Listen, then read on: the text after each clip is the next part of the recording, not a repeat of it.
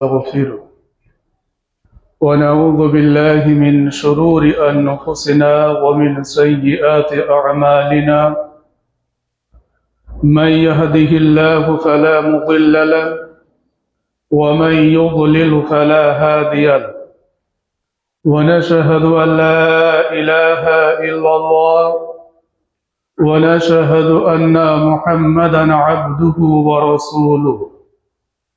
أما بعد، فإن خير الحديث كتاب الله، وخير الهدي هدي محمد صلى الله عليه وسلم، وشر الأمور محدثاتها، وكل محدثة بدعة، وكل بدعة ضلالة، الضلالة في النار. أعوذ بالله السميع العليم من الشيطان الرجيم. بسم الله الرحمن الرحيم. وإن تطع أكثر من في الأرض يضلوك عن سبيل الله إن يتبعون إلا الظن وإن هم إلا يخرصون।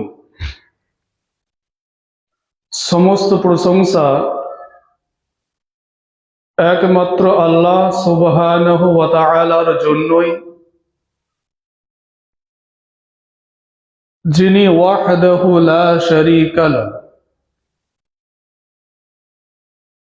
যিনি আমাদেরকে পূর্বের রমজান মাস অতিবাহিত করে আরেকটি রমজানের মাসের পূর্বের মাস শাবান মাস পর্যন্ত হায়াত দিয়েছেন আমাদের আমল নামা সংশোধন করার নিমিত্তে। যখন মানুষ মাকড়সার জালের মতো, ধূম্র জালের মতো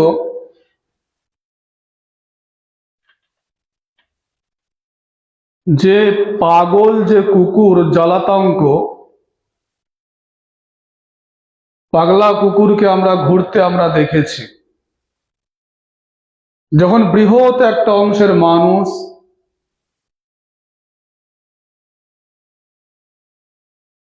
কোন দিক সঠিক বিভ্রান্তর বেড়া জলে তারা হাবুডুবু খাচ্ছে, এমতো পরিস্থিতিতে এমতো সময়ে তিনি আমাদেরকে নির্ভেজাল তাওহীদ ও সুন্নাহ প্রচার ও প্রসারের নিমিত্তে আমাদেরকে নিয়োজিত রেখেছেন এবং সেই আমল করার তৌফিক দান করেছেন। তার কৃতজ্ঞতা জ্ঞাপন করি আলহামদুলিল্লাহ। সৃষ্টির শ্রেষ্ঠ মানব সাইয়্যিদুল মুরসালিন ইমামুল আম্বিয়া মুহাম্মদুর রাসূলুল্লাহ সাল্লাল্লাহু আলাইহি ওয়াসাল্লাম, তার প্রতি সালাত ও সালাম বর্ষিত হোক। আল্লাহুম্মা সাল্লি আলাইহি আল্লাহুম্মা বারিক আলাইহি। আজ 10ই শাবান। শাবান মাস, আমরা এই মাসের নামটি না জানলেও মোটামুটি ভাবে আমরা এতটুকু জানি যে এই রমজান মাসের আগের একটি মাস রয়েছে, একটি দিন আছে যে দিনটাকে আমরা শবে বরাত বলে আমরা জানি। যদি আমরা কোরআন এবং সুন্নাহ শরিয়াত ইসলাম সম্পর্কে আমরা অবগত নয়, এরপরেও আমরা এই শবে বরাতটাকে জানতে পেরেছি একটি কারণে, আমরা যে সমাজে ছোট থেকে বড় হয়েছি, আমাদের পিতামহরা ছোট থেকে বড় হয়েছে, তারা এই দিনটাকে দেখে এসেছে। যদিও তারা চিন্তা চেতনা ভাবনা ঊর্ধ্বে গিয়ে সমাজের রাক্ষস ছোবলের ভিতর থেকে বাহির হয়ে দিকে দিকে সংঘটিত অন্যায় প্রতিবাদে কিছু সংখ্যক মানুষ যখনও দাঁড়িয়েছে সমাজের সুন্নাহকে প্রতিষ্ঠিত করতে, বিদআতকে উৎখাত করতে, তাওহীদকে প্রতিষ্ঠা করতে, শিরকে উৎখাত করতে, সমাজের সিংহভাগ মানুষ, তার ভিতর যারা দায়িত্বশীল ছিল এবং যারা প্রভাবশালী মানুষ, তারা বরাবরই কোরআন এবং সুন্নাহকে পদদলিত করার জন্য, যদিও তারা দাবি করে আমরা মুসলিম, যদিও তারা দাবি করে আমরা নবী সাল্লাল্লাহু আলাইহি ওয়াসাল্লামকে ভালোবাসি, যদিও তারা দাবি করে আমাদের জান্নাতের পিয়াসী আমরা, যখন কোরআন এবং সুন্নাহের নির্যাসে, শরীয়তের আলোকে যখন সেটাকে ভালোভাবে গবেষণা, বিচার ও বিশ্লেষণা ও পর্যালোচনা করে যখন দেখা হয়, তখন ওই শ্রেণীর মানুষ যারা বিভিন্ন ক্ষেত্রে দলিলের সাহায্য সহযোগিতা, দলিল সম্পর্কে তারা অবগত, সেখানে দুনিয়ার সামান্য ক্ষণিকের একটি জায়গা যার পরম্পরায় ওয়ারিস থেকে ওয়ারিস হতেই থাকবে, সে সম্পর্কে অনভিজ্ঞ, দুর্বল জ্ঞান থাকা সত্ত্বেও আমরা বুঝে নিই আমার কোনটা জায়গা, আমার কোনটা সম্পত্তি। বড় দুঃখ তথা আফসোসের বিষয় যে জান্নাত ওয়াসারিউ ইলা মাগফিরাতিন মির রাব্বিকুম, যে তোমরা দ্রুত ধাবিত ধাবমান তোমরা হও। সূরাতুল ইমরানের আয়াত, এটা 3 নম্বর পড়া 6 নম্বর পৃষ্ঠার প্রথমেই দেওয়া রয়েছে। 131 নম্বর আয়াতের পরপর থেকে দেখবেন সেখানে জান্নাতীদের কিছু নমুনা, কিছু বৈশিষ্ট্য বর্ণনা করা হয়েছে। তার ভিতর থেকে এই আয়াতটি, যে তোমরা জান্নাতের দিকে ধাবিত হও, যে জান্নাতের পরিধি দুনিয়া আসমান থেকে বিস্তৃত, কয়েক লক্ষ কোটি মাইল দূরে রয়েছে সূর্য, সেখান থেকে তার প্রথম আসমান দেখতে পাচ্ছি। অর্থাৎ একজন মানুষের জন্য যে জান্নাতকে আল্লাহ তাআলা সৃষ্টি করেছেন, জমিন আসমান বিস্তৃত রয়েছে, সেই জান্নাত আমাকে আপনাকে যে তালে তালে তাল মিলিয়ে চলে যাব, কোনো পর্যালোচনা করব না, কোনো গবেষণা করব না, চিন্তা ভাবনা করব না, অথচ কোরআন খুলে আপনি দেখেন, যদি এখন জিজ্ঞাসিত করা হয় যে আপনার ধর্মগ্রন্থ, মূল ধর্মগ্রন্থ কি, বলে কোরআন। সেই কোরআনটাকে নিয়ে একবারও চিন্তা ভাবনা করে দেখলাম না। আমার পরিচয় যখন মুসলিম এবং আমার ধর্মগ্রন্থের নাম যখন কোরআন, সেই কোরআনটা কি একবার চিন্তা ভাবনা গবেষণা করে দেখলাম না, আর জিজ্ঞাসাও করলাম না। সম্মানিত খতিব, সম্মানিত ইমাম সাহেব, আমি কোরআনটা যখন পড়ে দেখছি, সূরাতুল ফাতিহা থেকে সূরা নাস পর্যন্ত সব জায়গাতে একটা কথাই দেখছি, যে আল্লাহ সুবহানাহু ওয়া তাআলা বেশি সংখ্যক মানুষকে পথভ্রষ্ট বলেছেন, বেশি সংখ্যক মানুষকে জালিম বলেছেন, বেশি সংখ্যক মানুষ আল্লাহকে আল্লাহ জিকির করে না, বেশি সংখ্যক মানুষ আল্লাহর নিয়ামতকে নিয়ে চিন্তা ভাবনা করে না, বেশিরভাগ মানুষ আল্লাহর উপদেশ মানে না। কেন? কলিলাম মা ইয়াফকাহুন, কলিলাম মা ইয়াশকুরুন, কলিলাম মা তাযাক্কারুন। খুব কম সংখ্যক মানুষ আল্লাহর জিকির করে, খুব কম সংখ্যক মানুষ আল্লাহর কৃতজ্ঞতা জ্ঞাপন করে, খুব কম সংখ্যক মানুষকে আল্লাহ সুবহানাহু ওয়া তাআলা যে বিবেক দিয়েছেন, যে মস্তিষ্ক দিয়েছেন, খুব ভালো করে রান্না বান্না করলাম, খুব ত্যাগ স্বীকার করলাম, আল্লাহ সুবহানাহু ওয়া তাআলা এই খাবারটা পূর্বের দিন খেয়েছি, খুব মনের মতো খাবার ছিল, সেটাকে রেখেও দিয়েছি, পরের দিন খাবো, যেটাকে আমরা প্রচলিত ভাষায় বাসি খাবার বলে থাকি। সেই খাবারটা খাওয়ার পূর্বে একবার হয় গরম করে নিচ্ছি, কিংবা একটুখানি একটা জায়গাতে কোন একটুখানি চামচে করে তুলে নিয়ে জিভে ঠেকিয়ে বা নাকের কাছে নিয়ে এসে দেখছি এই খাবারটা আমি খেতে পারবো তো। আমার পরিবারের মানুষ খেতে পারবে তো, আমার ছেলে মেয়েরা খেলে কোনো অসুখ বিসুখ হবে না তো। অথচ পূর্বের দিন সেটাকে ভালো করে চিন্তা ভাবনা করে কারো সবকিছু করেছিলাম। এখানে আল্লাহ সুবহানাহু ওয়া তাআলা আমাকে ঘ্রাণ শক্তি দিয়েছে, সে ঘ্রাণ শক্তির মাধ্যম দিয়ে সেটাকে আমি চিন্তা ভাবনা করতে পারলাম। এক বেলা খাবো, এক মুঠো খাবো, তার জন্য এত চিন্তা, এত চেতনা। ঈদের সামনে ঈদ আসবে, রমজান, জানি না কে থাকবে কে না থাকবে। ঈদের দিন মাত্র কয়েকটা মিনিট, কয়েকটা সেকেন্ড 2 রাকাত নামাজ খালি পড়বো, হয়তো একটা দিন। তার জন্য জামা কাপড় পরার জন্য বিভিন্ন দোকান থেকে ঘুরে ঘাড়ে কোন জায়গায় ভালো পাওয়া যায়, কি হয়, গায়ে কিটা মানানসই কি হবে না হবে, যাচাই বাছাই করছে। আপনি যে খাদ্যটা ভক্ষণ করছেন, ডাল খান, রুটি খান, মাংস খান, ওটাও পেটটা আপনার ভরবে, মাংস খান সেটাও পেটটা আপনার ভরবে। সেখানেও আপনি দেখে নিচ্ছেন যে গরুর গোশের কোন জায়গাটা ভালো, কোন জায়গাটা খারাপ, কোন সবজিটা ভালো, কোন সবজিটা খারাপ, কোন কাপড়টা লাইলন সিনথেটিক রয়েছে, সুতি রয়েছে, কটন রয়েছে, সেটাকে ভালোভাবে পর্যবেক্ষণ আপনি করছেন। কিছুদিন করবেন, মা বোনেরা সালোয়ার তো 2 মাসের বেশি 3 মাসের বেশি পরে না। ছেলেরা হয়তো 6 মাস বা 8 মাস বা 1 বছর হয়তো লুঙ্গি বা জামা পরে থাকতে পারে, তারপরে সেটা ব্যবহারযোগ্য আর থাকে না।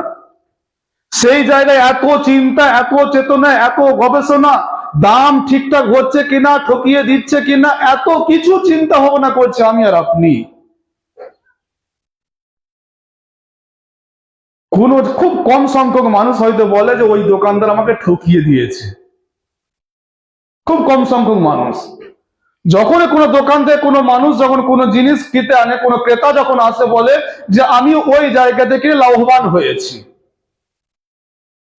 ওই দোকানে গিয়েছিলাম এ দাম বলেছিল, এই দোকানে গেছে এই দাম বলেছে, ওই দোকানে ছিল এ মাল ছিল, ও দোকানে ছিল এ মাল ছিল। একটা 250 পটল কিনতে গিয়ে, 250 পেঁয়াজ কিনতে গিয়ে, 250 আদা কিনতে গিয়ে, 250 মাছ কিনতে গিয়ে, একদিনে একবেলা খাবার কিনতে গিয়ে গোটা যা বাড়ি যাচাই বাছাই করি। মাছ কিনতে গেলে চিন্তা চেতনা করে দেখি, বরফ দেওয়া মাছ এখন আমি আপনি সবাই খেয়ে থাকি, এরপরও চিন্তা করি বরফ দেওয়া মাছও টাটকা আছে কিনা, কোনো গন্ধ বাহির হয়ে গেছে কিনা, নাড়ি ভুড়ি পোটা কোনো কিছু হয়েছে কি আছে কিনা, ভালো করে টিপে টাপে দেখে দেখার পর তারপর সেটাকে আমি আপনি বাড়িতে নিয়ে আসি। বুদ্ধিমান এই জায়গায় খুব চাক্ষুষমান। যখন দুনিয়ার দিকে বুদ্ধিমান বিবেকবান রয়েছে, এখানে আল্লাহ তাআলা বলেছেন যে কালিলা মা ইয়াফকাহুন। তো এখানে নিশ্চিত রূপে আমাকে আপনাকে বুঝতে হবে আল্লাহ সুবহানাহু ওয়া তাআলা এই যে আয়াতটি বলেছেন, এ জায়গায় এজন্যই বলেছেন, এটা আখিরাতের বিষয়ে খুব কম সংখ্যক মানুষ তারা চিন্তা চেতনা ভাবনা সব কিছু তারা করে। একবারও চিন্তা ভাবনা করে দেখলাম না যে সবে বারাত যেটা বলছি,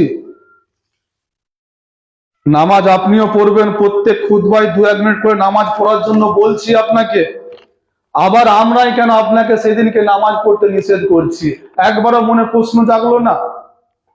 একবারও মনকে জিজ্ঞাসা করার প্রয়োজন নাই যে কুরআন এবং সুন্নাহ মানহাজে সালাফদের আলোকে নামাজ ছাড়া ব্যতীত ইসলাম শরিয়তে কি তার অংশ কতটুকু আছে না আছে, এ খুতবা বারংবার 1 বছরের যদি স্টার্টিং 13 মাস চলছে এখন, যদি নামাজের বিষয়ে খুতবা শুনেন কমসে কম কয়েকটি খুতবা পেয়ে যাবেন, কয়েক মাসের খুতবা নামাজ সম্পর্কে পাবেন। সেই জায়গায় আপনাকে কেন বলছি যে শবে বরাতকে কেন্দ্র করে 14ই শাবান যে রাত রয়েছে, ওই দিনকে আপনি নামাজ পড়বেন না? একবারও মনকে জিজ্ঞাসা করলেন না? একবারও ভাবলেন না? যখন আপনাকে বারণ করছে, আপনি আমাকে বলছেন যে কমসে কম দলিল উপস্থাপন করছেন যে সারা বছর তো নামাজ সে পড়েনি, সারা বছর তো সে নামাজ পড়েনি, আরে ওই দিনকে তো নামাজ তো সে পড়ছে, সেটাও এরা দেবে না কো। সম্মানিত হাজিরিন, আপনি আপনার পিতাকে বা মাতাকে, আপনি আপনার স্ত্রীকে বা আপনার সন্তানকে সারা বছর 364 দিন নিপীড়িত করুন, জর্জরিত করুন, অত্যাচারিত করুন, করে একদিন বলেন আব্বু আমি তোমায় খুব ভালোবাসি, আব্বুর ভাত যায় না, তরকারি ঠিক মতো পায় না, সেবা শুশ্রূষা ট্রিটমেন্ট পাওয়া যায় না। যখন আব্বু খেতে পারছে না, অভ্যস্ত হয়ে গেছে, আব্বুর সম্মুখে বাজারের সব থেকে দামি দামি ফল এনে কিনে রেখে দিয়েছেন, আব্বু খাবে বলে মনে হয়? 364 দিন নিপীড়ন করলেন, তাকে অত্যাচার করলেন, তারপরে জুলুম করলেন। একদিন খুব স্ত্রীকে বলছেন, হ্যাঁ গো জানো আজকে আমাদের বিবাহ হয়েছিল। স্ত্রী তখন কি বলবে? লজিকে আসেন, আলোচনা করা যাবে। তো তাহলে আল্লাহ সুবহানাহু ওয়া তাআলা কুরআন এবং শরিয়া দিলেন। আল্লাহ তাআলা বলছেন, সুম্মা জাআলনাকা আলা শরীআতিন মিনাল আমরি ফাত্তাবি'হা ওয়া লা তাত্তাবি' আহওয়া'আল্লাযীনা লা ইয়া'লামুন। হে মুহাম্মদ, আপনাকে সুম্মা জাআলনাকা আলা শরীআ, আপনাকে একটা শরিয়াত দেওয়া হয়েছে, আপনি অন্য কারোর অনুসরণ করবেন না। ওরা লা তাত্তাবি' আহওয়া, ওরা আহওয়ার অনুসরণ করছে।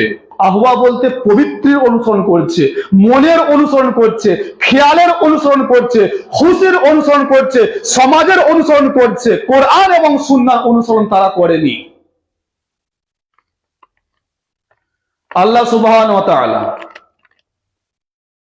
প্রত্যেকটি ইমাম আজকের খুতবায় এটা বলে থাকে, বা আজকের যে সূরা সাব্বিহ ইসমা রাব্বিকাল আ'লা হাল আতাকা হাদিসুল ওয়াশিয়া পড়ে থাকে, সবাই বলে যে সব থেকে উত্তম খায়রুল হাদিয়ু মুহাম্মদ, সব থেকে কল্যাণকর, সব থেকে উত্তম কথাবার্তা হচ্ছে মুহাম্মদ রাসূলুল্লাহ সাল্লাল্লাহু আলাইহি ওয়াসাল্লাম। এরপরেও সে পড়বে জুমার নামাজে, জুমার নামে পড়া সুন্নাহ, সূরা গাশিয়া, সূরা আ'লা, আমিলাতুন নাসিবা। এই হাল আতাকা হাদিসুল গাশিয়া, সূরাতুল গাশিয়ার 3টি ভাগে ভাগ করে দেখেন। প্রথমে রয়েছে আল্লাহ সুবহানাহু ওয়া তাআলা জাহান্নামীদের বর্ণনা দিয়েছেন, এরপর 1 থেকে 7 জাহান্নামীদের বর্ণনা দিয়েছেন, 8 থেকে 16 পর্যন্ত জান্নাতীদের বর্ণনা দিয়েছেন, এবং 16 থেকে শেষ পর্যন্ত আল্লাহ সুবহানাহু ওয়া তাআলা মুহাম্মদ রাসূলুল্লাহ সাল্লাল্লাহু আলাইহি ওয়াসাল্লামকে সুসংবাদ হিসাবে তাকে জানিয়েছেন। জান্নাত যাবে কারা, জাহান্নামে যাবে কারা, এরপর তাকে বলে দিয়েছেন আমিলাতুন নাসিবা তাসলা নারুন হামিয়া তুসকা মিন আইনিন আনিয়া লাইসা লাহুম তুআম ইল্লা মিন যারি।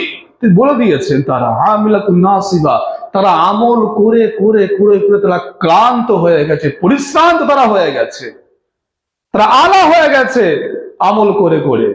কিন্তু ওই আমল তাদের কোনো কাজে আসবে না। ওই আমল তাদের কি হবে? আল্লাহ ইবনে কাসির রাহিমাহুল্লাহ বলছেন যে ওই আমল তাদের জন্য জাহান্নামে যাওয়ার খোরাক হবে। আপনাকে যখন প্রশ্ন করা হয়, ভাই আপনি দোকানে বসে রয়েছেন, আমল বলেন না, আপনি মাঠে কাজ করছেন, আমল বলেন না, দোকানে কাজ করছেন, আমল বলেন না, আপনি যে যেখানে কাজ করছেন না কেন সেটাকে আমল বলেন না। শাব্দিক অর্থে ওটা আমল, আরবির লুগাত ও শাব্দিক অর্থ হচ্ছে আমল মানে কাজ করা। কিন্তু আমল বলতে আমি আপনি এটাই জানি, মানুষকে কি বলি যে একটি আমল বলে দেন, মানে জানি যে আমলের পারিভাষিক অর্থ আমি তাকে জিজ্ঞাসা করছি, লুগাত বা শাব্দিক অর্থে নয়। একটা শাব্দিক অর্থ হয়, একটা পারিভাষিক অর্থ হয়। শাব্দিক অর্থে আমল মানে কাজ করা, পারিভাষিক অর্থ হচ্ছে আমল মানে কি যে কাজের মাধ্যম দিয়ে, যে কাজের দ্বারা আল্লাহ সুবহানাহু ওয়া তাআলাকে পাওয়া যায় বা নেকি বা সওয়াব হবে, ওটা কি আমল বলে জানি। অথচ আল্লাহ তাআলা বলছেন আমিলাতুন নাসিবা, যে মানুষ তারা আমল করবে কিন্তু ওই আমলটা তাদেরকে জাহান্নামের দিকে নিয়ে যাবে, আগুনের খোরাক তারা হবে। প্রত্যহ জুমার নামাজে একটি সূরা পড়া সুন্নাহ, যে সূরাটি পড়লে একটি জুমা থেকে আরেকটি জুমা পর্যন্ত নূর বা আলো আলোকিত হবে সেই জুমাটার জন্য, সেটা সূরাতুল কাহাফ। সূরা কাহাফের একটি আয়াত রয়েছে, কুল হাল নুনাব্বিউকুম বিল আখসারিনা আমালা আল্লাযীনা যাল্লা সা'য়ুহুম ফিল হায়াতিদ দুনিয়া ওয়া হুম ইয়াহসাবুনা আন্নাহুম ইউহসিনুনা সুনআ। যে মানুষ কি এমন কাজ রয়েছে, আপনি বিড়ি খাচ্ছেন, আপনি গুটখা খাচ্ছেন, আপনি জর্দা খাচ্ছেন, কোনো পাপ করছেন আপনি, কোনো জুলুম করছেন আপনি, একবারও কি ভাববেন যে ভাই কেউ খৈনি খাটাকে বলেন যে tobacco is injurious to health, ওখানে লেখা রয়েছে, বা কসেস ক্যান্সার ওখানে লেখা রয়েছে, মুখের ছবি দেওয়া রয়েছে যে খৈনি খেলে, টোবাকো খেলে বা গুটখা খেলে বা তামাক খেলে ওটা ক্যান্সারের কারণ বা স্বাস্থ্যের জন্য ক্ষতিকর লেখা রয়েছে। ভাই কোন তামাকজাত যে খায় সে কি বলেছে ভাই এটা আমি খৈনি খাচ্ছি, গুটখা খাচ্ছি, তিরঙ্গা খাচ্ছি, এর দ্বারা শরীরে কোনো পুষ্টি হবে, কোনো ক্যালোরি হবে, কোনো ভিটামিন আসবে, কোনো ক্যালসিয়াম হবে? কেউ কি কোনোদিন বলেছে? সে এটাই বলেছে ভাই অভ্যাস করে ফেলে ছাড়তে পারছি না, খাচ্ছি, নেশা করে ফেলেছে। তো কেউ গুটখা, খৈনি, সিগারেট, তাম্বাকু যাবতীয় যা কিছু অন্যায় অপরাধ রয়েছে সে এটাই বলে যে এটা অন্যায়, ক্ষতিকর, জেনে আমি খাচ্ছি। কিন্তু বিদআত এমন একটা পাপ, এটাকে মানুষ ভালো জেনে করে, মানুষ ভালো জেনে করে। এমন কিছু কিছু আমল রয়েছে, কিছু কিছু কাজ রয়েছে, বিশ্বাস রয়েছে, যেগুলো কি বিদআত হলেও ওটা কুফরির দিকে নিয়ে চলে যায়। আপনি কোনো আমল করছেন, এমন কোন একটা আমল আপনি করছেন না, ভিন্ন কথা, কিন্তু কেউ সে আমলটা করছে, আপনি ইনকার করবেন, আপনাকে কুফরির দিকে নিয়ে চলে যাবে। আপনি করতে পারছেন না, আপনি ফরজের নামাজ 4 রাকাত পড়েছেন, বাকি নামাজ পড়তে পারছেন না, কিন্তু তার পূর্বের এবং তার পরের আগু পিছু যে নামাজ রয়েছে কেউ একজন পড়ছে, এখন তাকে গিয়ে আপনি বলছেন খুব বুজুর্গি হয়ে গেছে। আপনি 4 রাকাত পড়ছেন, ফরজটা আপনি পড়েছেন, আপনার পাশেও সে পড়েছে, এবং এরপর সে আপনি পড়ছেন না, তার পূর্বে 4 বা 2 রয়েছে, বা তারপরে 2 রয়েছে, আপনি পড়ছেন না, একজন পড়ছে, এখন আপনি তাকে বলছেন ও খুব বুজুর্গ হয়ে গেছে, খুব আল্লাহওয়ালা হয়ে গেছে। বিভিন্ন রকম কথাবার্তা বলি। এই কারণে মুহাম্মদ সাল্লাল্লাহু আলাইহি ওয়াসাল্লাম বলেন কি সকালে ঈমানদার থাকে, সন্ধ্যায় তারা কাফির, মুনাফিক হয়ে কাফির হয়ে গেছে। সে কারণে ভাষা চয়নে আমাদেরকে সংযত হওয়ার অতীব প্রয়োজন রয়েছে। রাসূল করিম সাল্লাল্লাহু আলাইহি ওয়াসাল্লাম বলছেন কি মানুষ এমন কোন কথা বলে যা সেটা কল্পনা করে না, যা সেটা ভাবে না, সে ওই কথার দরুন, ওই কথার কারণে, যে তার পূর্ব থেকে পশ্চিমের দূরত্ব কতটা জানি না আমরা, ভূগোলে যেটা পড়ে থাকে আনুমানিক তারা বলেছে। ভাস্কো দা গামা যখন এলো, সে তার ভাস্কো দা গামার আগের মানুষ জানতো কি যে আমেরিকা বলে কোনো দেশ নেই, পর্তুগিজরা এলো, তারপর জানতে পারা গেল আর একটা দেশ রয়েছে। তাহলে ভূগোল যেটা আমরা পড়ি ওটা আনুমানিক পড়ি, ওটা কিন্তু ফাইনাল নয়। সে কারণে আমরা অনেকে পড়েছি 9টা গ্রহ পড়েছে, আজ কটা গ্রহ পড়েছে ছেলেরা আমাদের? 11টা। তাহলে কমপ্লিট নয়, বিজ্ঞান প্রযুক্তি ওই জায়গায় গিয়ে পৌঁছেছে, যতটুকু তারা জানতে পেরেছে ততটুকু তারা বলেছে। সেখানে আজকে তথ্য কেউ যদি বলে 9টা ভুল পড়েছে, হবে না। ওই সময়ের জন্য ওটা সঠিক ছিল, বিজ্ঞান প্রযুক্তি ওই জায়গায় গিয়ে পৌঁছাতে পেরেছিল, আজ সেটা পৌঁছাতে পারেনি। সে কারণে আমাকে আপনাকে সচেষ্ট হতে হবে, আমাকে আপনাকে জ্ঞানী ও আমাকে আপনাকে বিচক্ষণ হতে হবে। আল্লাহ তাআলা যেখানে প্রশংসা করেছেন বিচক্ষণদের প্রশংসা করেছেন, আল্লাহ সুবহানাহু ওয়া তাআলা যেখানে প্রশংসা করেছেন জ্ঞানীদের প্রশংসা করেছেন, যেখানে প্রশংসা করেছেন আল্লাহ সুবহানাহু ওয়া তাআলা, সেই জায়গাটা এটাই হচ্ছে কি যারা কোরআন এবং সুন্নাহ ধারক ও বাহক তাদের প্রশংসা তিনি করেছেন, অন্য কারোর তিনি করেননি। এমন একটা ইবাদত আপনি করবেন না সেটা কোরআনে বর্ণিত রয়েছে, না সেটা সুন্নায় বর্ণিত রয়েছে, আবার সেটাকে নাম দেওয়া হয়েছে কি বিদআতে হাসানা, আবার সেটাকে বলা হচ্ছে কি যে ওমর ইবনে খাত্তাব রাদিয়াল্লাহু আনহুর নামে সেটাকে চাপানো হচ্ছে। ওমর ইবনে খাত্তাব রাদিয়াল্লাহু আনহু কখন কথা বললেন নি'মাতু হাদিহিল বিদআ, এটা কতই না উত্তম বিদআত, তিনি এই কথাটা কখন বললেন, কোন প্রেক্ষাপটে বলেছেন, কোন পর্যায়ে বলেছেন তিনি, সেটা আমাকে আপনাকে দেখতে হবে না, ভাবতে হবে না। বিষয় হচ্ছে এটাই, রাসূল করিম সাল্লাল্লাহু আলাইহি ওয়াসাল্লাম মতান্তরে 2 বা 3 দিন বা জামাত তারাবির নামাজ পড়েছে। এরপর আবু বকর রাদিয়াল্লাহু আনহু জামানা 2 বছর 3 মাস, ওই তারাবির নামাজ আর জামাত হয় না। মুহাম্মদ সাল্লাল্লাহু আলাইহি ওয়াসাল্লাম কদিন জামাত পড়েছেন? মাত্র 2 থেকে 3 মতান্তর, হয় 2 দিন বা 3 দিন, বা জামাত যেভাবে তারাবি আমরা পড়ি সেভাবে তিনি তারাবি পড়েছেন।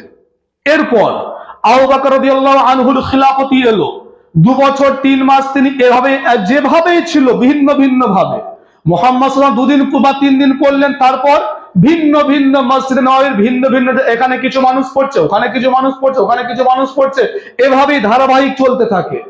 তার খিলাফত শেষ হয়, ওমর ইবনে খাত্তাবের দ্বিতীয় খিলাফত চালু হচ্ছে।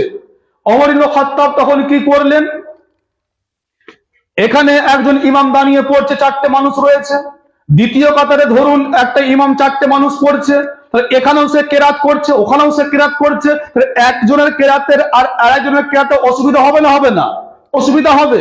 কিন্তু আবু বকর রাদিয়াল্লাহু আনহু একই রেখে গেলেন, কোনো পরিবর্তন করলেন না। এরপর ওমর বিন খাত্তাবের জামানা আসে, আর খলিফা আবু বকর মারা যায়, ওমর খিলাফত হয়, আমিরুল মুমিনিন তিনি তখন হন।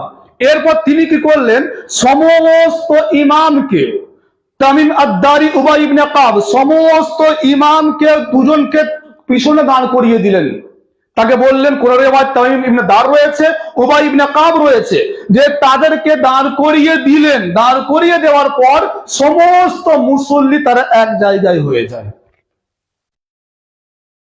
ওই প্রেক্ষাপটে ওমর ইবনে খাত্তাব কথাটা বললো যে কতই না উত্তম এটা, কতই না উত্তম নি'মা হাদিল বিদআ, যে কতই উত্তম একটা নব আবিষ্কৃত জিনিস। কোন সংজ্ঞা বললেন? ওই যে পদ্ধতিটা এক ইমামের পিছনে পড়া। এক ইমামের পিছনে তারাবি পড়ার এর কোনো প্রমাণ আছে না নেই? প্রমাণ তো আছে। যেহেতু মুহাম্মদ সাল্লাল্লাহু আলাইহি সাল্লাম একদিন বা দুদিন বা 3 দিন পড়েছে, শুধু একদিনই তো জামাতটা করে পড়েছে তারাবির নামাজটা। তো এই ওমর ইবনে খাত্তাব নতুন কোন পদ্ধতি তিনি চালু করেননি। তিনি শুধুমাত্র মুহাম্মদ রাসূলুল্লাহ সাল্লাল্লাহু আলাইহি ওয়াসাল্লাম ওই 2 দিন বা 3 দিন যে জামাতবদ্ধভাবে তারাবিটা পড়িয়েছে, মুহাম্মদ সাল্লাল্লাহু আলাইহি ওয়াসাল্লাম মৃত মারা যাওয়ার পর 2 দিন তিনি তার জীবদ্দশায় 2 দিন পড়িয়েছেন, তারপর আর পড়াননি জামাত বা জামাত। এরপর আবু বকর রাদিয়াল্লাহু আনহু ওভাবেই রেখে দিলেন। মুহাম্মদ সাল্লাল্লাহু আলাইহি ওয়াসাল্লাম রেখে যাওয়া যে পদ্ধতিটা ছিল, ওমর ইবনে খাত্তাব আবার শুরু করলেন।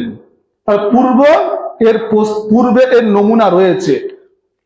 এবার বিদআত এমন একটা জিনিস, বিদআত যে আমি আপনি সাধারণ মানুষ খুব সংক্ষেপে যেটা বিদআতকে বুঝবো, এর পূর্বে কোনো নমুনা থাকবে না।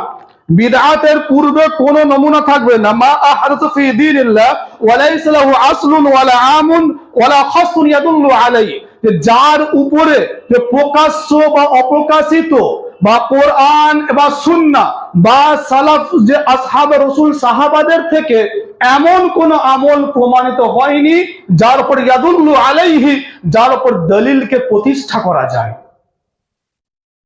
এখন সালাতের নামাজ আপনি পড়বেন, আমি আপনাকে বলছি এবার ঠিক আছে যে আপনি কোরআন থেকে দেখান, কোরআন থেকে দেখাতে পারবেন না। আপনি সুন্নাহ থেকে দেখান, সুন্নাহ থেকেও পারবেন না।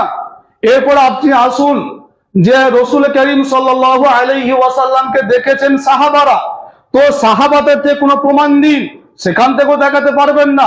সাহাবার পরবর্তী প্রজন্ম তাবে, যে তাবেদের থেকে কোনো প্রমাণ দিন যে 14ই শাবান মাসের 14 তারিখে রুটি পিঠে হালুয়া যে সমস্ত হয়ে থাকে, এবং রাত্রে যে নামাজ পড়ে থাকি, এবং দিনে যে রোজা রেখে থাকি, যে এর প্রমাণ আপনি।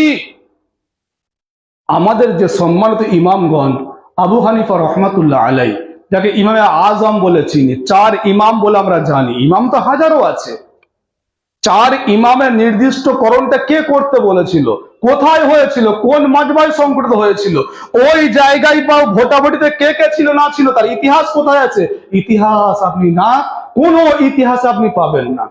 ইমাম আবু হানিফা রাহিমাহুল্লাহ যখন রয়েছেন, তখন ইমাম আবু হানিফা রাহিমাহুল্লাহ বলছেন যে আমি আতা ইবনে রাবার থেকে বিজ্ঞ ব্যক্তিত্ব কাউকে আর দেখি না। তো আতা ইবনে রাবা, তার নামে কোনো মাযহাব হলো না, আবু বকরের নামে কোনো মাযহাব হলো না, ওমরের নামে কোনো মাযহাব হলো না, উসমানী কোনো মাযহাব হলো না, আলিয়াদি কোনো মাযহাব হলো না। তো আবু হানিফা মাযহাব চালু হয়ে গেল, তারপরে হাম্বলি চালু হয়ে গেল, শাফি চালু হয়ে গেল। কি করে, কোথায় হয়েছিল? কোন একটা জায়গায় তো হবে, বলছে ইজমা হয়েছে। তো ইজমাটা কোন মাঠে হয়েছিল, কোন ময়দানে হয়েছিল? তাদেরকে বলেন কিয়ামত পর্যন্ত সময় রয়েছে, এটা কখনোই তারা প্রমাণ করতে পারবে না। আরে আমি থাকবো না, ঠিক আছে, আমাদের নাসাল তারা থাকবে, মানহাজে সালাফ আসহাবুল হাদিস তারা থাকবে। তো কাউকে না কাউকে প্রমাণ দিয়ে দিন যে ইজমা হয়ে গেছে ওখানে 4 মাযহাবের, আমরাও মেনে নেব, আমরা মানতে বদ্ধপরিকর। তাহলে মূল যে বিষয়, যখন কোনো আমল করবেন, যে বলুন আমরা কোরআন থেকে দেখিয়ে দিন, হাদিস থেকে দেখিয়ে দিন। কোরআন এবং হাদিসে নাই যে মানহাজে সালাফ আসহাবে রাসূল বা সাহাবাদের থেকে দেখিয়ে দিন। আমি আপনি কি মনে করি যে সাহাবাদের থেকে বড় তাকওয়াবান, বড় আল্লাহ ভীরু আমরা? বড় আমরা জ্ঞানী, বা সুন্নাহকে বেশি ভালোবাসি, বা আল্লাহকে বেশি ভালোবাসি আমরা, এর দাবি চরম মিথ্যুক।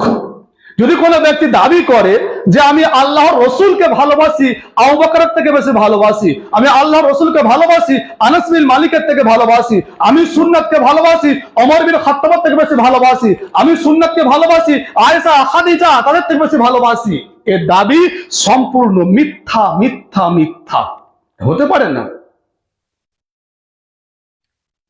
তাহলে আবু বকর, উমর, উসমান, আলী, তালহা, জুবাইর, আব্দুর রহমান, সাদ বিন আবি আক্কাস, যারা আশআরে মুবাশশারা, তালহা বিন উবাইদুল্লাহ, যারা আশআরে মুবাশশারা, এই পৃথিবীতে তাদের নাম ধরে ধরে ডেকে ডেকে বলছে আবু বকর তুমি জান্নাতি, উমর তুমি জান্নাতি, উসমান তুমি জান্নাতি, আলী তুমি জান্নাতি, তালহা তুমি জান্নাতি, জুবাইর তুমি জান্নাতি, আব্দুর রহমান তুমি জান্নাতি, সাদ বিন আবি আক্কাস তুমি জান্নাতি, তাদেরকে নাম ধরে ধরে ডাকছে আর বলছে। তারা জানলো না, তারা বুঝলো না যে শবে বরাতের দিনকে নামাজ, রাত্রে নামাজ রয়েছে। তার পরবর্তী প্রজন্ম, তার অনেক পরের মানুষ, 448 হিজরি, মোহাম্মদ সাল্লাল্লাহু আলাইহি সাল্লাম মারা গেছে কত হিজরিতে? 11 হিজরিতে মারা গেছে। 448 থেকে বাদ দিন, 437 বছর পর বাইতুল মুকাদ্দাসে, বর্তমান যে ইরান রয়েছে, যেখানে মুতা বিবাহ, মুতা বিবাহ জানেন, যেটা আমাদের বলতে অন্যায় নয়, এটা রয়েছে, সেটা বলতে অসুবিধাও নয়। সবচেয়ে বড় দুঃখ লাগে, কষ্ট লাগে যখন তালাকের মাসআলা আসে। তালাকের মাসলা যখন আসে তখন বলে ইমাম সাহেব মাসআলাটা কি হবে? এই যে মাসলা একটা রয়েছে, হয়তো আপনারা অবগত নন যে হানাফি ফিকহি মানে হানাফি মাযহাবে রয়েছে, আমি আমার স্ত্রীকে তালাক দিয়ে দিয়েছি মানে আমার জন্য চিরতরে হারাম হয়ে গেছে। এর পরবর্তী আমি অনুতপ্ত, আমার ভুল, আমার ছেলে আছে, মেয়ে আছে, দীর্ঘদিনের সংসার, এখন চিন্তা চেতনা ভাবনা করছে, ভুলে দিয়ে ফেলেছে, এখন কি করব? ইমাম সাহেবকে ফতোয়া জিজ্ঞাসা করছে যে হিলা করতে হবে। হিলা পদ্ধতি কি? একটা মানুষ একটা ছেলে বিবাহ করবে, সম্ভোগ করবে, স্বামী স্ত্রী ব্যাপারটা হবে, তার পরবর্তী সে তালাক দেবে, তারপরে আবার সে পুরাতন যে স্বামীর কাছে ফিরে আসতে পারবে। তাই ইসলাম কি বলে? বিবেক বলে এটা কন্ট্যাক্ট। তো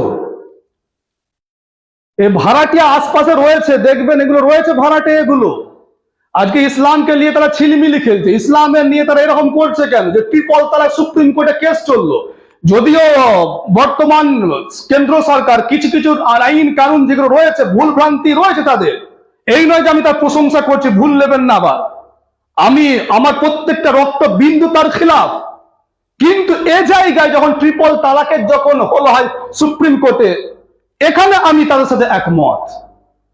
তালাকের নিয়ম হচ্ছে এটাই, আমি প্রথমে তালাক দেব, ও শুদ্ধ থাকতে হবে, তাহুর পবিত্র থাকবে, নামাজ পড়া অবস্থায় থাকতে হবে, এক তালাক দিলাম, এরপর পবিত্র থাকতে হবে, ওই সময় স্বামী স্ত্রী ডিভাইড থাকতে হবে, দ্বিতীয় তালাক দেব, পবিত্র আবার হবে, তৃতীয় তালাক দেব, পবিত্র আবার হবে, এরপর বিচ্ছেদ হবে।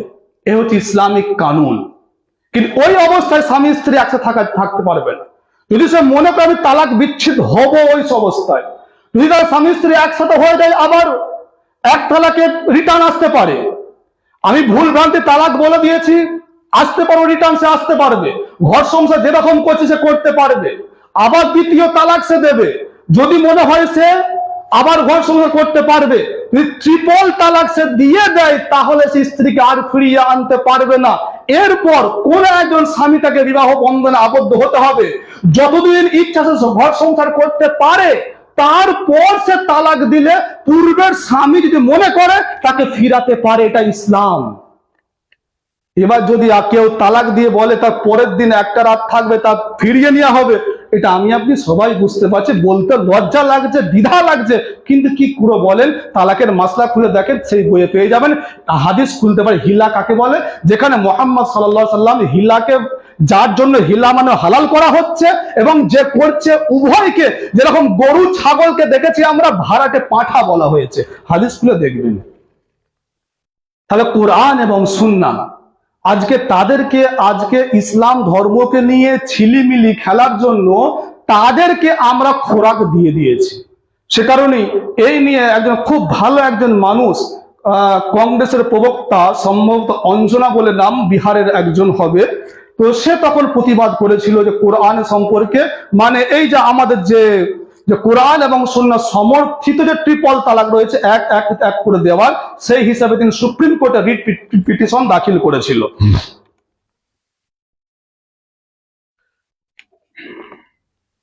তাহলে এখন যে শবে বারাত যেটা বলছিলাম, তাহলে এটাকে শবে বারাত মানে হচ্ছে আরবি এবং ফার্সি ভাষার সমন্বয়ে। কোরআনে একটি সূরা রয়েছে, আমি আপনি অনেকেই জানি, যে সূরার বিসমিল্লাহ নেই, সূরাতুত তাওবা, বারাআতুম মিনাল্লাহি ওয়া রাসূলি। তাহলে সব একটা শব্দ, বারাআত একটা শব্দ। বারাআত মানে বিচ্ছেদ হয়ে যাওয়া, মুক্তি নেওয়া, সব মানে ফার্সিতে রাত। তো মুক্তি রজনী তার নাম অর্থ কি দাঁড়াচ্ছে, যদি আমি আরবি এবং ফার্সির সমন্বয় করে আমি তার অনুবাদটা নিই, তাহলে মুক্তি রজনী বা বিচ্ছেদ রজনী, বা জাহান্নাম থেকে বিচ্ছেদ নিতে পারেন, জাহান্নাম থেকে মুক্তি নিতে পারেন, মুক্তি রজনী এর নাম, বাংলা নাম দাঁড়ালো। তো এই মুক্তি রজনীতে আমরা কি কিছু করব না? আমরা কি কিছু করার প্রয়োজন নেই? যদি থেকে থাকে তাহলে আমাকে আপনাকে করতে হবে, যদি না থেকে থাকে তাহলে আমাকে আপনাকে দূরে থাকতে হবে।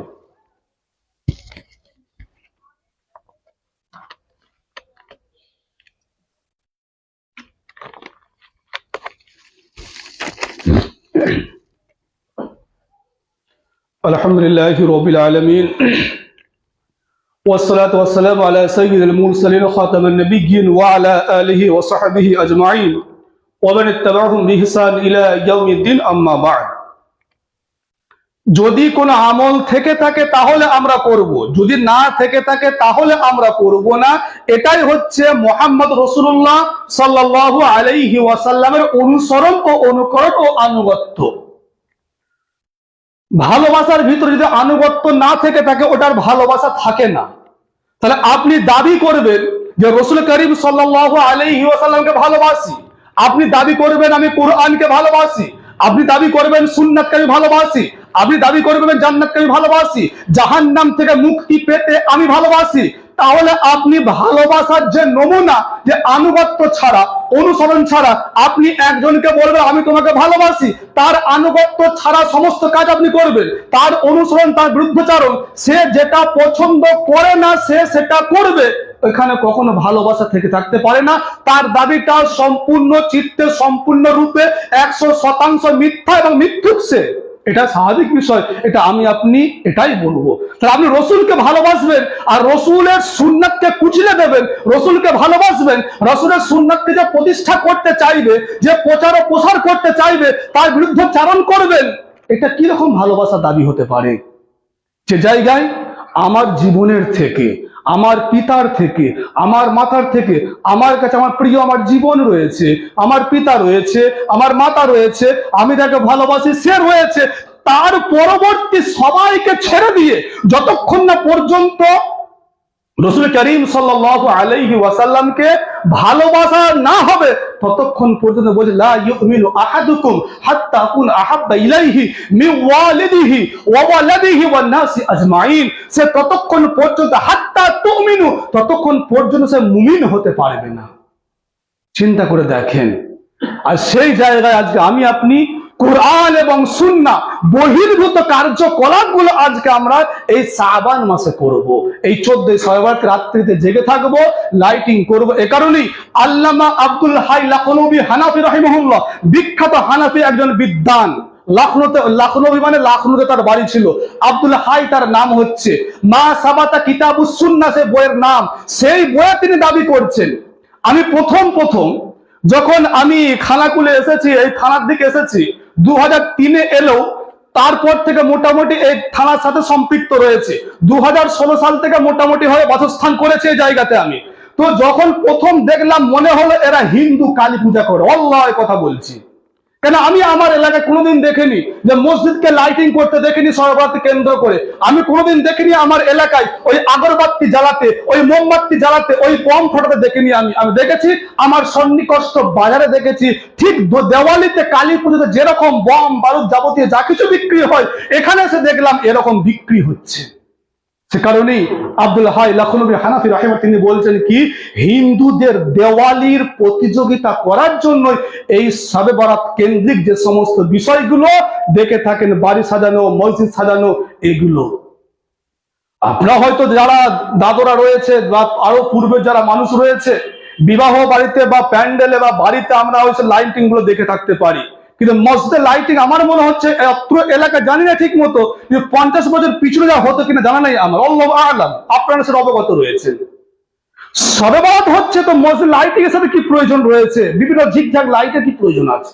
শবে বরাত করছেন আপনি গোরস্থানে লাইট দিয়ে রয়েছেন, শবে বরাত আপনি করছেন বাড়ির ওই উঠানে, বাড়ির যে দেওয়ালে, যেরকম আমার ওই সমস্ত ভাইরা আলপনা বা অন্য কোনো কিছু বাড়ির ওই গেটে দিয়ে রেখে দেয়, গোবর টোবর দিয়ে লাগিয়ে রেখে দেয় পুণ্য বা কল্যাণ হয় বলে, ঠিক বাড়ির দুয়ারে দুয়ারে মোমবাতি আগরবাতি দিয়ে রেখে দিয়েছেন, কিসের কারণে? কাদের প্রথা, কাদের থেকে এসেছে এগুলো?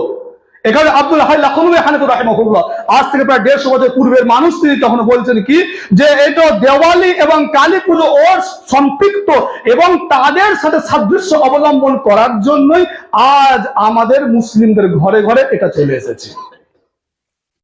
কোরআন এবং সুন্নায় এর কোনো প্রমাণ নাই। তাহলে এখন প্রশ্ন, যে আমরা করে এলাম, আমাদের পূর্বপুরুষরাও করে এলাম, তাহলে আমরা তাহলে কি কিছু করব না? ফতোয়ায়ে দারুল উলুম দেওবন্দ ভারতবর্ষ তথা এশিয়া মহাদেশের আমাদের সিংহভাগ মাযহাবের অনুসারী যারা, তাদের শ্রেষ্ঠতম এবং অন্যতম একটা প্রতিষ্ঠান, যেটাকে আল আজহার মিশরের পরবর্তী দারুল দেওবন্দকে তারা বলে। প্রশ্ন নাম্বার 1,52,511, 27 জুলাই 2017 সালে দারুল উলুম দেওবন্দকে প্রশ্ন করে যে শবে বরাত কেন্দ্রিক যেরকম মসজিদ একত্রিতকরণ করা হচ্ছে এবং বিভিন্ন খাওয়া দাওয়ার ব্যবস্থাপনা করা হচ্ছে, বিভিন্ন শাক সবজির ব্যবস্থা করা হচ্ছে, তাদের উত্তর হচ্ছে এটাই, কোরআন এবং সুন্নাহ থেকে এর কোনো প্রমাণ নাই এবং এই রাতকে কেন্দ্র করে যাবতীয় যত হাদিস তারা বর্ণনা করে থাকে, সমস্ত হাদিস হচ্ছে যায়ীফ, দুর্বল, গ্রহণযোগ্য নয়।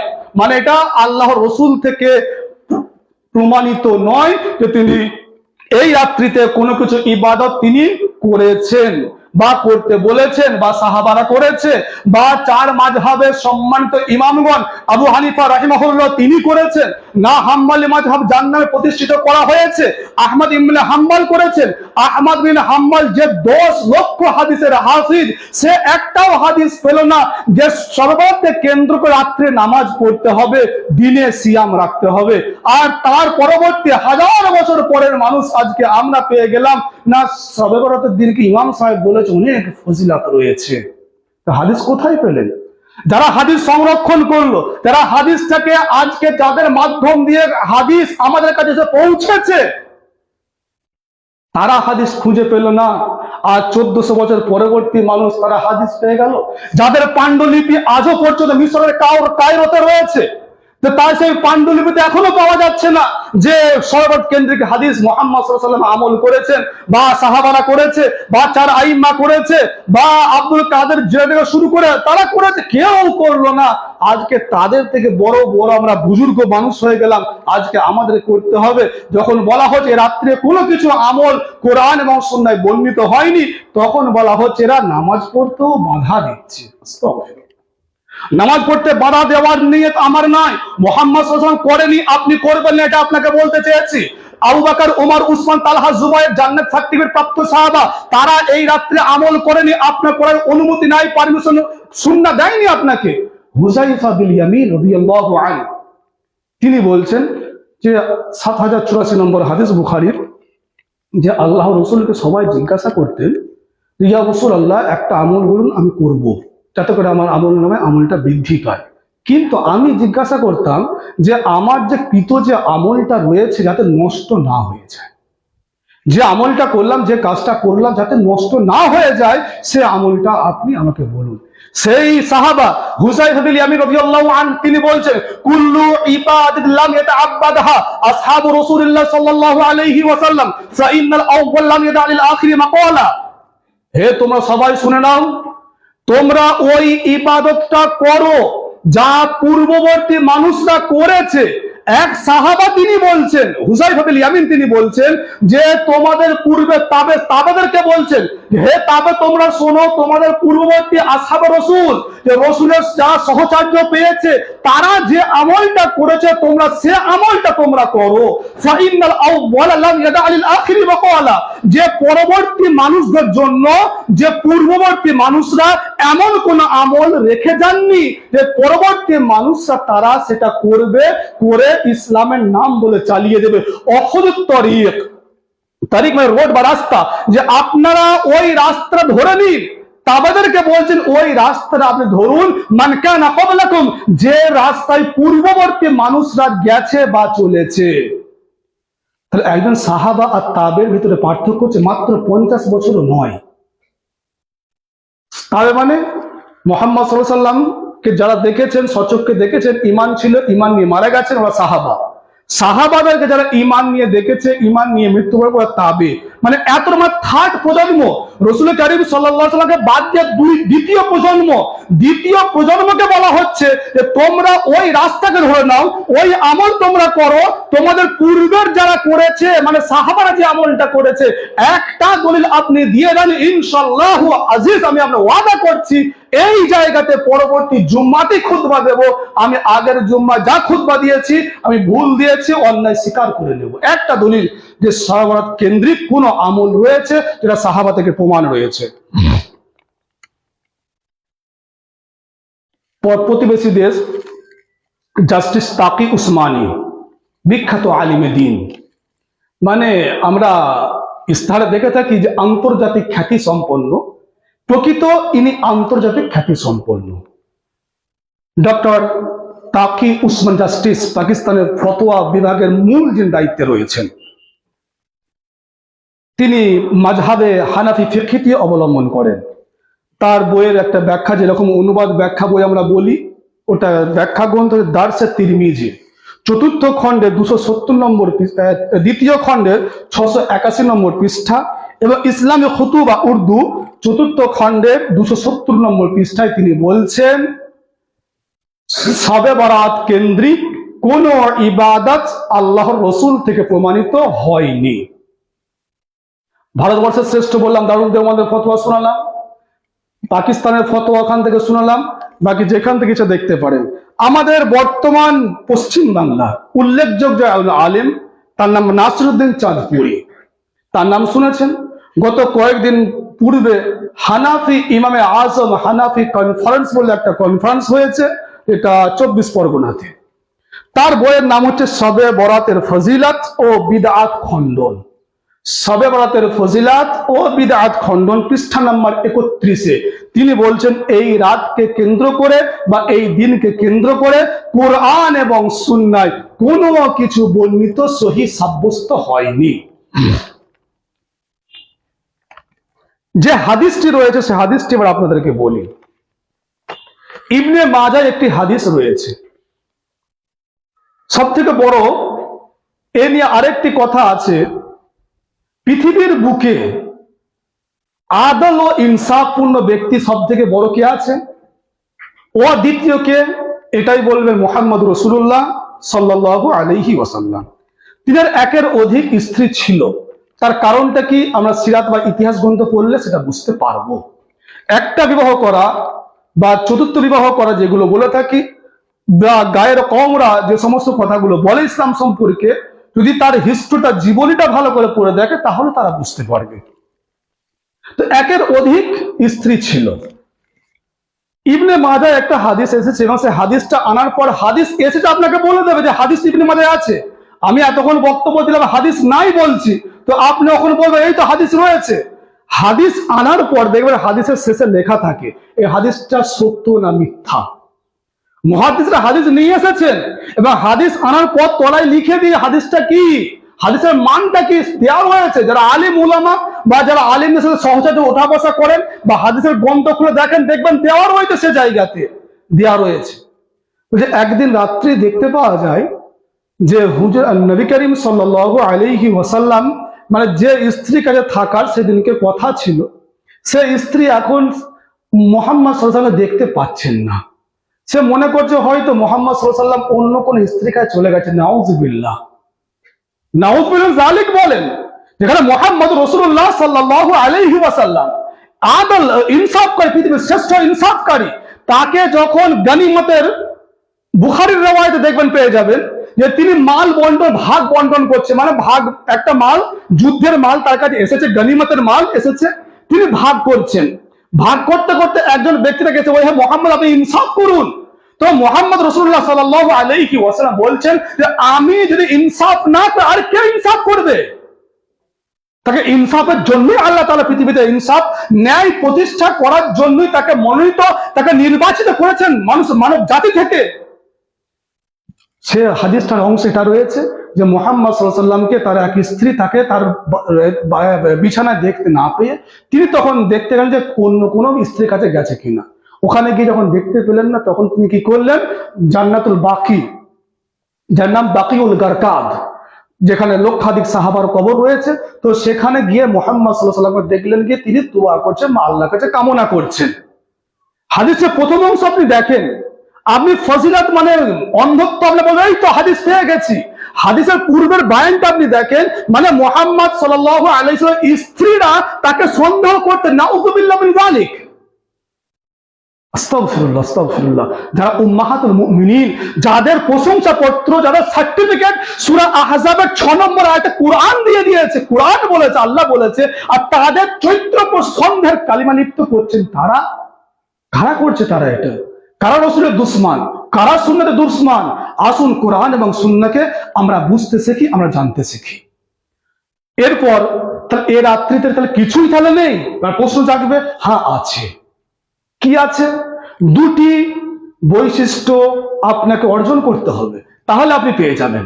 দুটি বৈশিষ্ট্য অর্জন করতে হবে। দুটি বৈশিষ্ট্য কি? আপনাকে মুশরিক হলে চলবে না, আপনার কি মুশরিক হলে চলবে না, মানে শিরকপন্থী হওয়া হবে না, আল্লাহ সাথে কাউকে পার্টনার করবেন সেটা চলবে না, চলবে না এখানে। মুশরিক হলে চলবে না। আর একটা কি?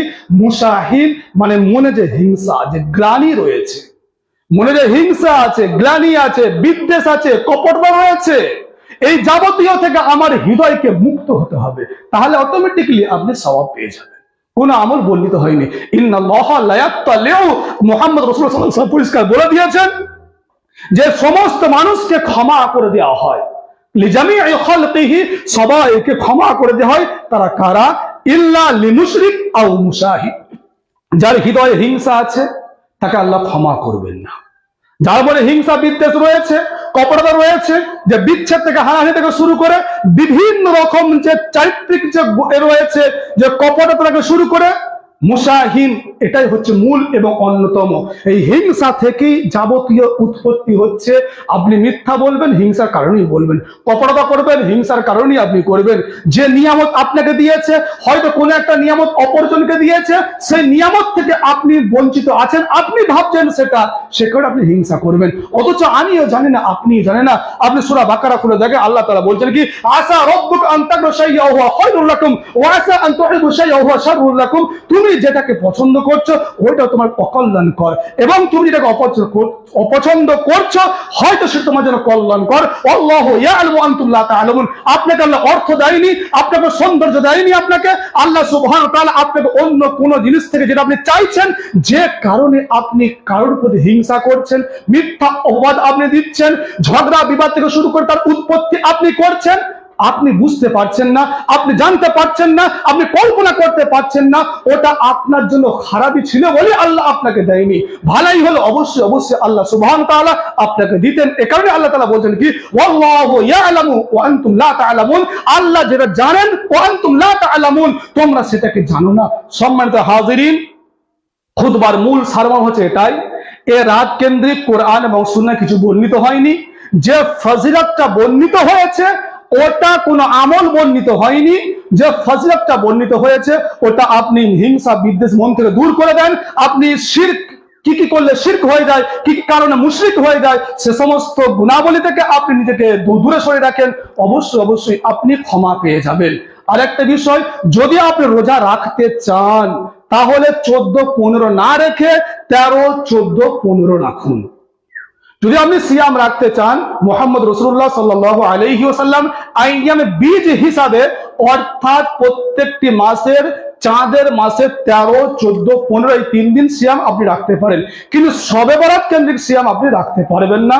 আল্লাহু আ'লাম বিসওয়াব। আল্লাহ সুবহানাহু ওয়া তাআলা আমাদের কুরআন এবং সুন্নাহের যে নির্যাস এর মোতাবেক এই শাবান মাসটা যেন অতিবাহিত করতে পারি, সেই সক্ষমতা আপনি আমাদেরকে দান করুন। আল্লাহুম্মা বারিক লানা ফি শাবান ওয়া বাল্লিগনা ইলা রমাদান। আপনি আমাদেরকে রমজান পর্যন্ত সুস্থ সবল শরীরে যেন আমরা প্রত্যেকটা সিয়ামকে ঠিক মতো রাখতে পারি, রমজানের প্রকৃত হককে আদায় করতে পারি। রমজান যে কারণে আল্লাহ সুবহানাহু ওয়া তাআলা আমাদের জন্য ইনসানের জন্য ফরজ করেছেন, সেই উদ্দেশ্য যেন হাসিল করতে পারি, সেই সক্ষমতা, সেই মানসিকতা, সেই ঈমান ও আমল করার তৌফিক আপনি আমাদেরকে দান করুন। আল্লাহুম্মা আমিন। ওয়া আখির দাওয়ানা আনিল হামদুলিল্লাহি রাব্বিল আলামিন।